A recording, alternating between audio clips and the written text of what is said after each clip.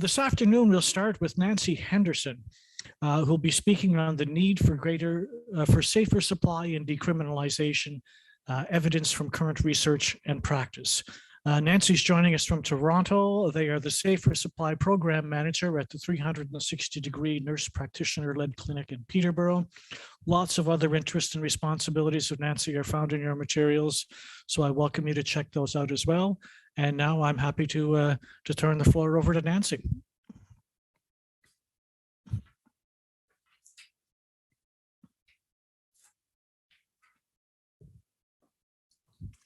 Thank you, Randy.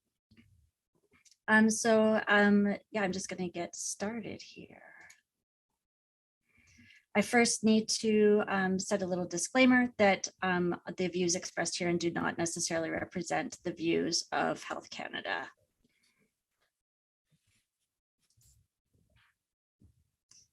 A few objectives today. We're going to look at the drug poisoning crisis and why we need to address the stigma and criminalization of people who use drugs, explore barriers and enablers to opioid agonist therapy and safer supply, and understand the need for the scale up of safer supply programs and advocating for decriminalization, legalization, and regulation of all drugs.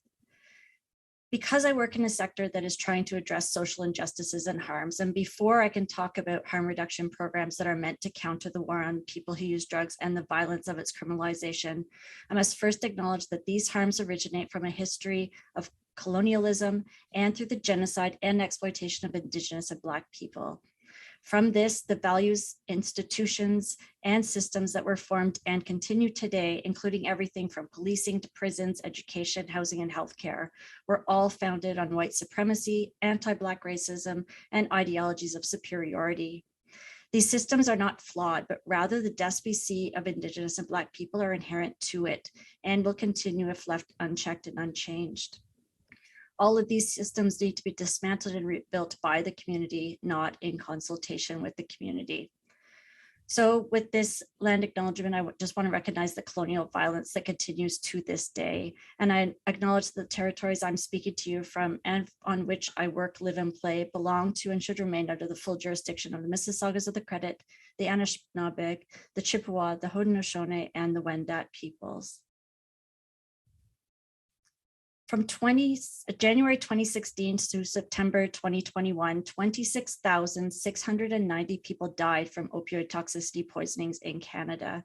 And it is believed that by March 2022, we surpassed 30,000. 20 people died every single day from January to September 2021. And for a comparison, there were 7 deaths per day in 2016, the year that the drug poisoning crisis was first declared in British Columbia. This is no longer a situation where people are overdosing. This is a crisis where people who use drugs are being poisoned by a toxic street supply of unknown quality. The street supply is no longer contains fentanyl. The street supply is fentanyl and its analogs, which now also contains benzodiazepines and other adulterants. Drug prohibition, which has deep roots in colonization and racism, has led to today's war on drugs. But this war on drugs is actually a war on people who use drugs, and it is based on what we now know are decades of failed drug policies and systemic racism. The drug poisoning crisis that is now in its 7th year is not a criminal justice crisis. It is a public health and policy crisis. The war on people who use drugs exists because substance use has been seen as a problem with the individual rather than a broader systemic issue. In the early 20th century, drug use disorder was considered to be a defect in character since this person chose to use drugs despite prohibition and social disapproval. People who use drugs were seen to be weak, immoral, and foolish. And that meant that there was no need to look at the problems of inequality, poverty, or familial breakdown that could be coexisting with the person's substance use. The Global Commission on Drug Policy wrote in 2017 that this partially explains the paradox where most citizens believe in the failure of the war on drugs, but they continue to support policies that call for more resources being put into this so-called war. They want to continue to see that this is a problem with the individual that can be dealt with by enacting strict policies and harsh sentences. So why is it that the number of deaths due to drug poisoning continue to increase? Why is this 6-year state of emergency still a crisis, and a crisis that is not abating? We have seen through COVID-19 pandemic that when governments work together, there can be a robust and often effective response to a public health crisis. So why are we not seeing it here with the drug poisoning crisis? It comes down to stigma. And in order to combat the stigma and harm directed at people who use drugs, we need a public health approach that is grounded in human rights and health and social equity.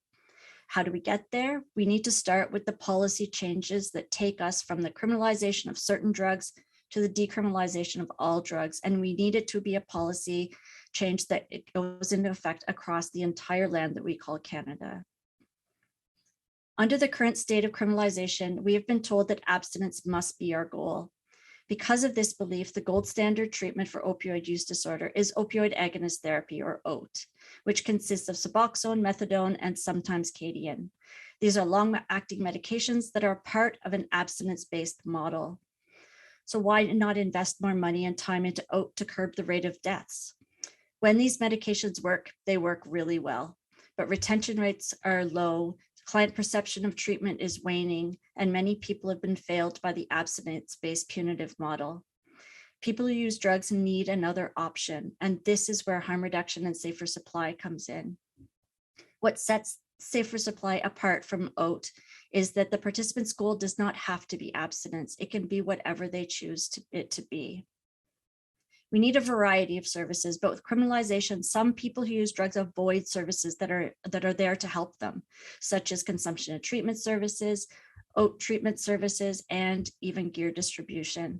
Because of the stigma and criminalization that exists, people who use drugs who do access service do so at the risk of experiencing discrimination, dehumanization, and stigmatization. Before talking more about safer supply and decriminalization, I'm going to provide a few examples from how this has played out in my own experiences. So during my early years, I experienced some trauma that negatively impacted the rest of my life. I was what you would consider a good kid that got good grades, but as a youth, I struggled with an eating disorder and depression.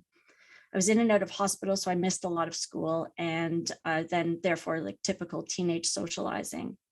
Then there was an incident that changed things. What followed was a series of events that led from me being removed from my home and placed into a women's shelter in a neighboring community, and then being removed from the shelter and taken to a hospital in a city about an hour away. Once placed in the city, I didn't return home. I was alone, without supports, without family, without friends, without my dog, without anything familiar. I was a country kid who had been displaced into a big city without having the resources to be able to figure things out. I've often wondered who exactly thought that this was a great idea. And I wasn't in any position to be able to be making these kind of choices. When I left the hospital, I was placed in a group home for young female identifying people who were all in somewhat of a similar situation. It was at this group home that I found exactly what I was looking for. It was here that I found the escape from the realities of my life that I really was seeking. It was here that I found drugs, and I got fairly good fairly fast. I stayed in this group home for a little while, but I was eventually asked to leave because of this newfound choice in drugs. With no money, no job, and no high school diploma, I quickly realized that I would need to fend for myself on the streets or within a very broken shelter system. This would be my reality for the next few years. My drug use escalated and I used whatever I could get my hands on, but I definitely gravitated towards using stimulants because it was a way to keep myself alert and I felt it kept me safer. I wasn't doing that great with the youth shelter system. So I migrated into the adult shelter system where unfortunately resources were more sparse for a person my age, but I found some people who started to look out for me. This entire experience of being on the streets, in and out of shelters, living in extreme poverty, all while dealing with substance use and mental health issues was trickled with criminalization and stigmatization. I was criminalized for sex work and fraud, both of which were means for me to get the drugs I needed to survive my life. Drugs weren't this thing for pleasure. They were a way of coping and they were survival. The main harm reduction service I used at that time was the site ban, a needle exchange program that existed in the 90s in response to the AIDS epidemic and was actually first initiated by people who used drugs in the 80s. It was 1-for-1, unlike today. So if you brought in 10 or 100 rigs, you got the same number in return, which meant that there was often not enough to keep up with my habit. The van would park at specific places throughout the city, and the police were told to leave us alone, but they were never that far away. It was scary to go sometimes, and the whole process of having to count out what you were bringing in felt very stigmatizing. And there was always that fear that you could be criminalized for carrying what you needed to be safe. So I got off the streets in the late 90s, and I spent the next decade or so immersed in housing instability, food insecurity, mental health challenges, and trying to practice harm reduction for my substance use. How I managed to get off the streets is a bit of a mixed bag of connections I made with staff in the shelter system who went out of their way to help me at times, and connections with random people who crossed my path and would offer me a place to stay.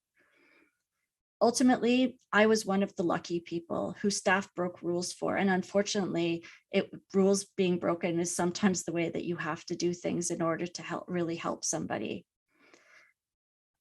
I tried to get into some day programs, but addiction services wouldn't take me because I had eating disorder, and eating disorder places wouldn't take me because I had addictions.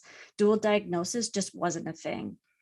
So I made a decision to create my own day program. It was January. I lived about 6 blocks or so away from the adult high school. So my new plan was to go back to school.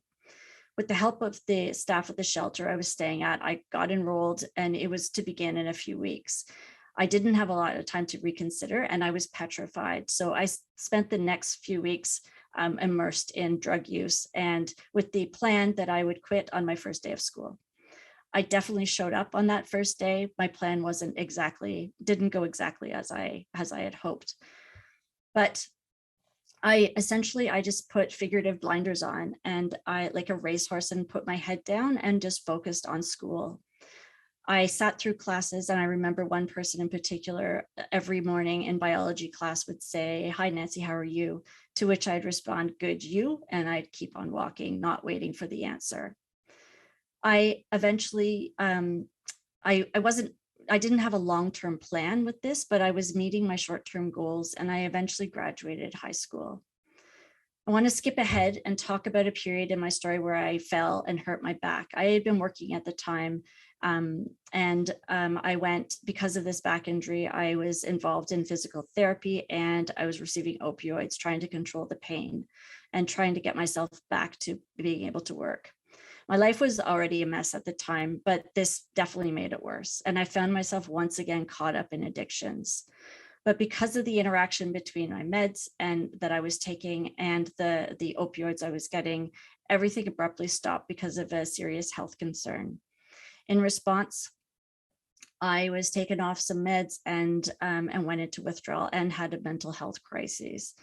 Everything's a bit of a blur, but I was sick. I was anxious. I thought I was losing my mind. And although most, as we heard with the last speaker, that most experiences for people with substance use and mental health issues is not pleasant at an emergency room, at this one day, I pleaded for help, and they actually listened. I am beyond grateful, because I know that the ending of this story would likely be very different if it weren't for this day. I have thankfully not had to rely on the toxic street supply of fentanyl at any point in my life or any point in my story. So the rest of this is very privileged because of that fact. On this day, they gave me just enough to keep me well. And I was in a space where I was completely okay with this because I was done. I wanted to stop. But eventually they sent me to an addictions medicine doctor at a clinic because the prescriptions weren't going to go on forever. And this is where my experience with OAT comes in. Regardless of the medication I was on, a process of getting there, or how things turned out, I consider myself one of the lucky ones who came through this experience being deemed successful on traditional OAT. However, even with this apparent success, I was not spared the humiliating, dehumanizing, and stigmatizing experience of being part of this punitive program.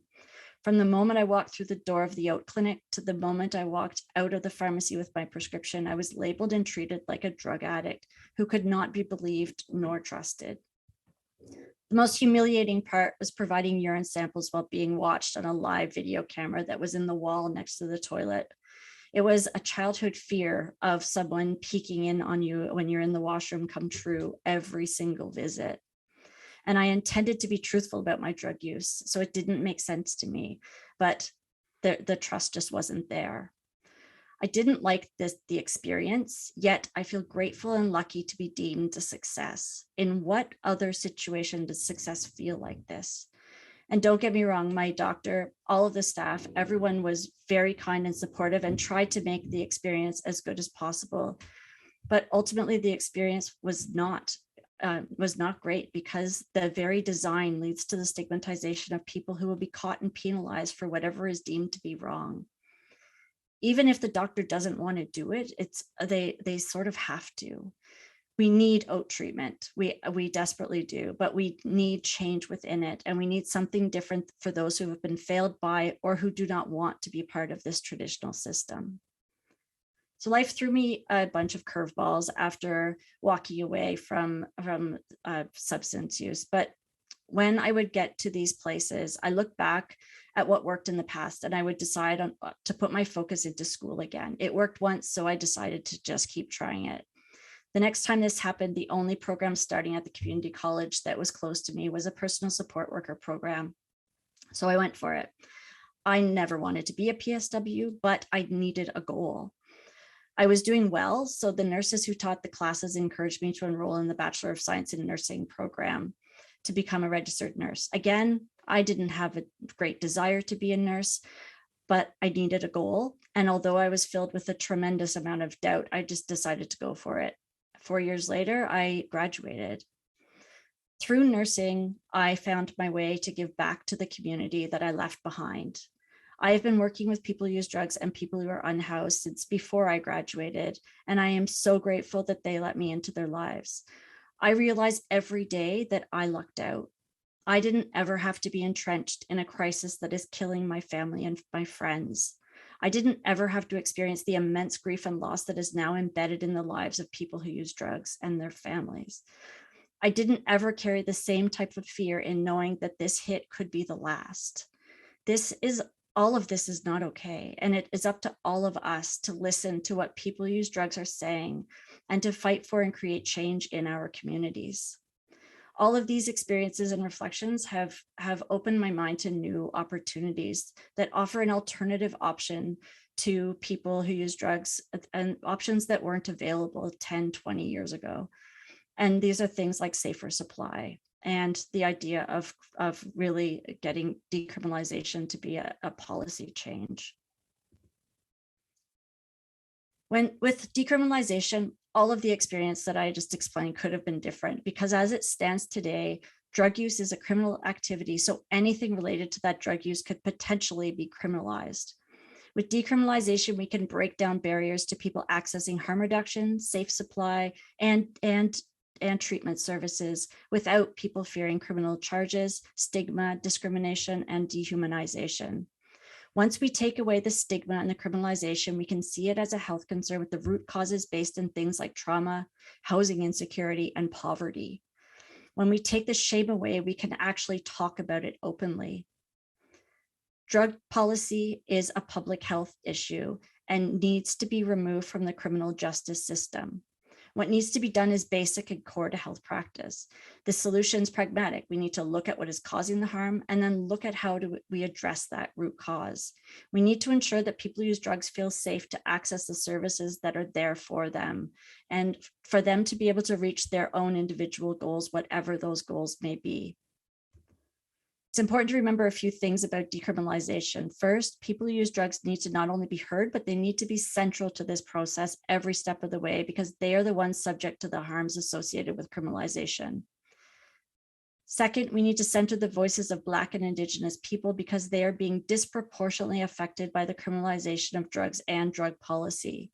In Toronto, Black people make up 9% of the population, but between 2015 and 2021, they were subject to 30% of the simple possession charges, and this excludes cannabis. Third, we need to listen to the often silenced voices of female identifying and gender nonconforming people. In BC, 80% of the women who are incarcerated are there because of drug use. And over 50% of those women are Indigenous. Putting the people in jail for drug use disrupts families and divides communities. This is a systemic racism issue. This is a reconciliation issue. We need to address these harms. And decriminalization is just one part of the equation. It's just the first step. We also need low barrier and high quality harm reduction, safer supply and treatment programs, because people who use drugs need options to meet their own personal goals. We need a community-driven model that offers voluntary supports for people who use drugs. This model needs to be separate from the police and instead be centered around community organizations that are already doing this work. We need to meet people who use drugs where they're at and when they need it. In order to offer high quality programming, the government needs to expand access to medications like injectable hydromorphone, diacetylmorphine, powdered fentanyl in appropriate formulations through the provincial drug benefit formulary. And we can't forget that we desperately need affordable housing, basic income, social services, grief and trauma counseling, recreational therapy, access to nutritious food, and the list goes on. These lead to a reduction in harm as well as improvement of dignity, autonomy, health, and well-being of the individual and the community.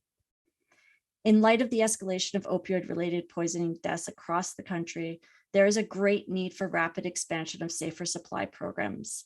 Similar to the guidelines from BC, our work in Ontario has been informed by the existing evidence base and the living expertise of people who use drugs.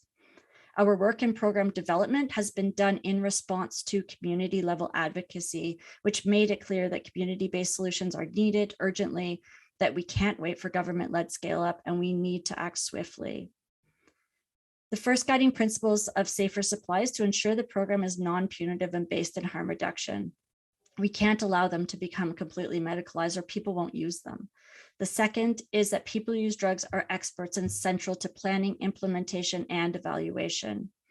The remaining guiding principles are all focused on keeping the participants central to their care, that access is easy, and that we are engaging in a consistent and appropriate manner. I started working in Peterborough, Ontario in April 2021 on a Health Canada SUAP-funded research project, and it had a pretty small budget. The goal was to explore barriers and enablers to safer supply programs with the option to potentially create a 10-person pilot program in June 2022, if there were people willing to prescribe. There was an advisory committee of 6 clinicians when I started, but because this is harm reduction focused and a program where people who use drugs need to have a voice, we added 6 additional people to the committee. And they were people who work in harm reduction.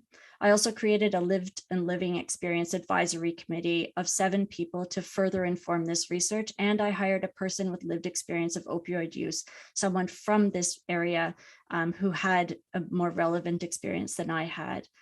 And this person worked with me on data collection and analysis for the section on people who use drugs. Unfortunately, I wasn't able to have them in the entire project.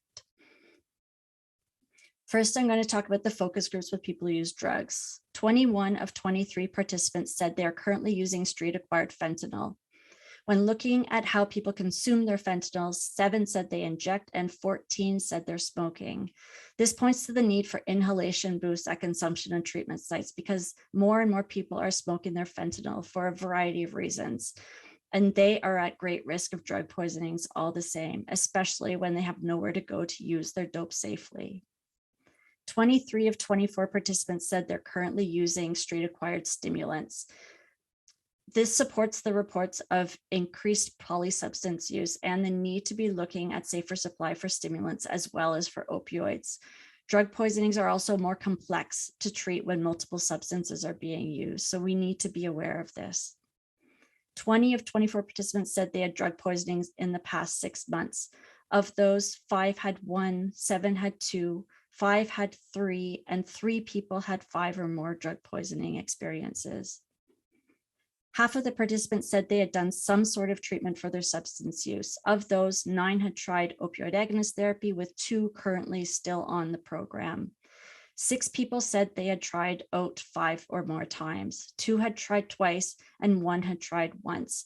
This points to the need for more options so people aren't having to continuously go back to the same thing that wasn't working. Some barriers to opioid agonist therapy, they called methadone liquid handcuffs because of how stringent and punitive the program is. They feel judged, stigmatized, and not heard by the OAT teams, and access such as transportation and clinic hours were a barrier.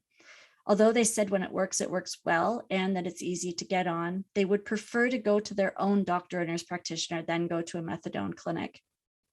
They also report that they want people with lived experience providing services for them, and they want access to counseling and support. When looking at safer supply barriers and enablers, there isn't a safer supply program in Peterborough at the time of this, so this was potential barriers and enablers that they were thinking could be an issue. Again, they spoke about judgment, stigmatization, criminalization, the lack of choice in medications and doses, not having access to basic needs, especially affordable housing, and a lack of support at the shelter, because at this time, the shelter in the community is not providing harm reduction. Some enablers to safer supply, they see this as another option for them, and they want to be treated with respect and trust. Again, they want people with lived experience to be in these locations. They want options for appointments and medication delivery to be in a clinic or on outreach. They want options in counseling, and they want culturally specific resources. Again, basic needs, especially housing, came up. And interestingly, from a report that I was reading, there has been a doubling of opioid-related deaths among people who are unhoused in Ontario since the beginning of the pandemic. Now, 1 in 6 deaths are among those who are unhoused, which reinforces the need for safe and affordable housing as a social determinant of health. I then did interviews with ordering and service providers. I spoke to 17 people, with the majority being from Peterborough City or County, and 5 were selected from existing safer supply programs in other communities. The majority have been working in their role for 1 to 5 years. Percentage of clients with substance use disorder in their practice was 5 to 100%, with 7 stating that they work exclusively with people who use drugs. 5 people said there's prescribing or dispensing safer supply, and this was predicted based on targeted recruitment. And 2 people stated that they prescribe or dispense opioids to clients with opioid use disorder, but they're not calling it safer supply. Of those 7 people prescribing, 1 feels fully supported, whereas the other 6 feel either not supported or only somewhat supported. Of them, 1 person feels supported, and the 1 person who feels supported is the 1 person who has cross coverage. So they have support from other prescribers to cover their caseload when they're off or for after hours calls. This really urgently points to the fact that we need more prescribers willing to prescribe and to cover each other. Some barriers to opioid agonist therapy from this group were program model too regimented and not accessible, lack of individualized care, poor retention rates, client experience includes stigmatizing and judgmental care, lack of communication between the prescriber and the methadone clinic, and not addressing basic needs or needs with regards to pain. Enablers to OAT, they wanted to have a flexible and accessible program model, a holistic care approach to care. The clients need choice in medications and access to health and basic needs. And clients should be able to set their own goals and strive to reach those. Barriers to safer supply, sustainability. These programs are not sustainable. They are all limited funding through the SUAP program. People want more evidence. Evidence is coming, and there is evidence that exists, but people, before they get involved, want to see more. Accessibility is a barrier. The community judgment, stigmatization, criminalization was again brought up. Lack of choice in medications and lack of access to basic needs. Enablers to safer supply, a need for flexible and accessible model, more education and buy-in from the community, holistic supportive care, and stable funding. Client experience includes more choices in medication, increased communication, and access to basic needs. In every single group that I spoke to for each of the enablers and barriers, that need for basic needs being met, especially housing, was consistent. As I mentioned, I started with a small budget and a plan to maybe do a 10-person pilot program, but I was the only staff hired other than my research assistant with very minimal hours. And we were uncertain as to how we could truly help the individuals that started on with a safer supply prescription. In June 2021, additional money was made available for existing SUAP programs to apply for an amendment. We were told that we would need to operationalize the proposal quickly because funding was going to end March 31st, 2023. On December 22nd of last year, an announcement was made and our amendment was approved. So we now have $1 million budget from Health Canada's SUAP program. It's going to be based out of a nurse practitioner-led clinic with plans to include an outreach component as per the research. The Safer Supply team consists of health, social, and harm reduction services. And really importantly, 7 of the 10 people who are on this team have lived or living experience. So this means that we have not only an advisory committee, but we also have an abundance of experience within the team from frontline to management positions. It will be a 50-person pilot program with gradual enrollment beginning in May. Program planning, implementation, and evaluation will be guided by the research project and the advisory committees.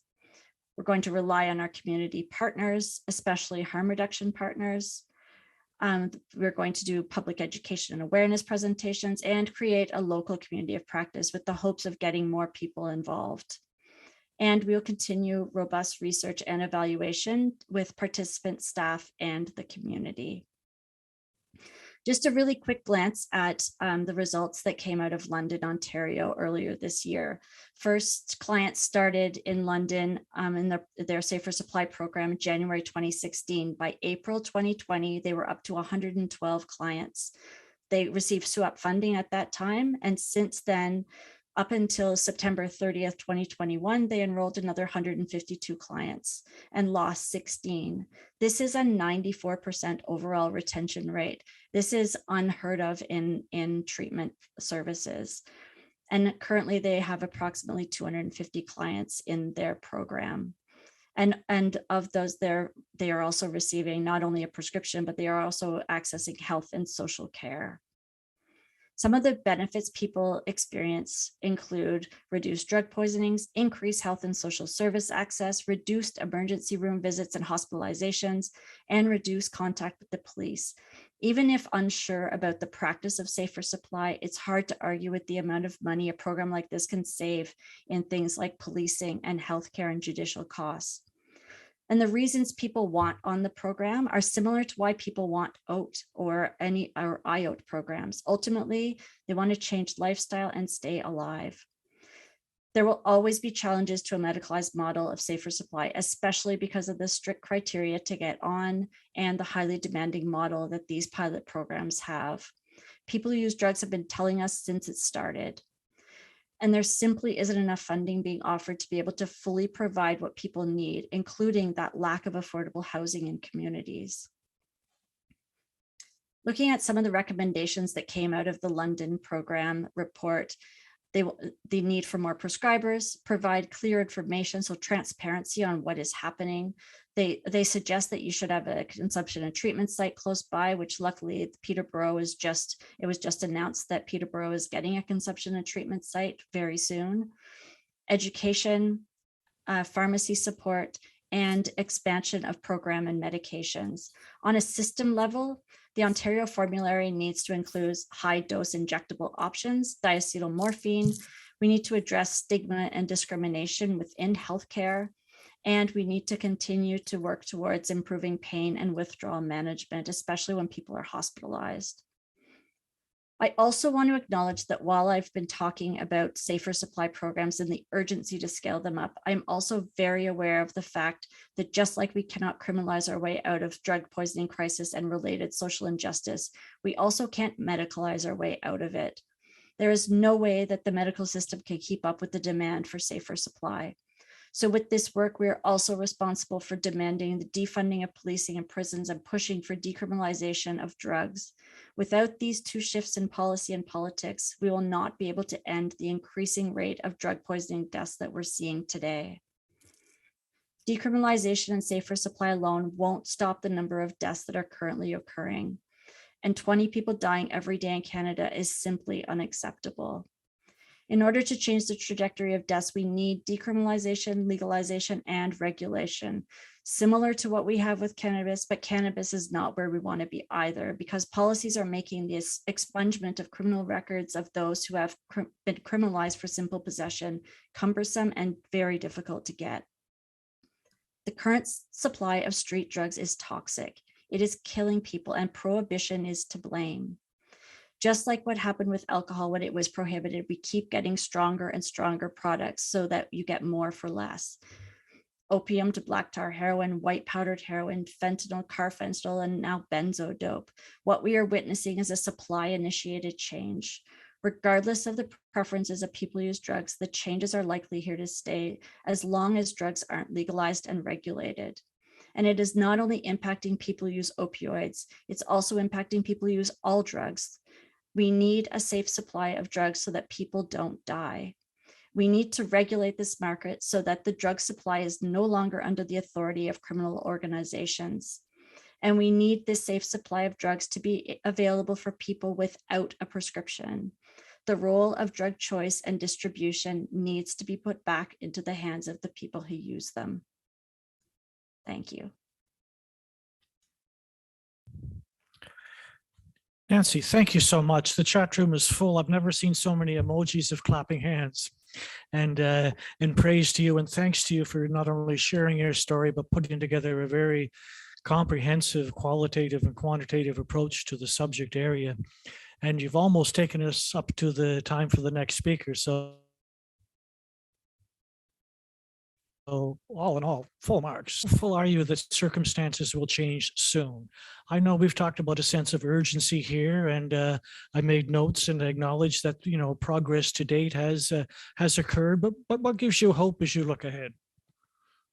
What gives me hope? I heard one person that I spoke to, a person who uses drugs and speaks openly about their situation, said that they feel that finally they feel that they're being heard. And that gave me hope just hearing that people who use drugs are starting to be heard. They're not at all the right tables. They're not involved in all of the right conversations. But I think that people are starting to understand that is crucial for any change to happen. Wow. Well, thank you again. That's a lot to digest. And I hope you have an opportunity to go through the chat room and some of the comments. Your presentation was incredibly well received, and thank you very much again on behalf of everyone. Thank you, Randy.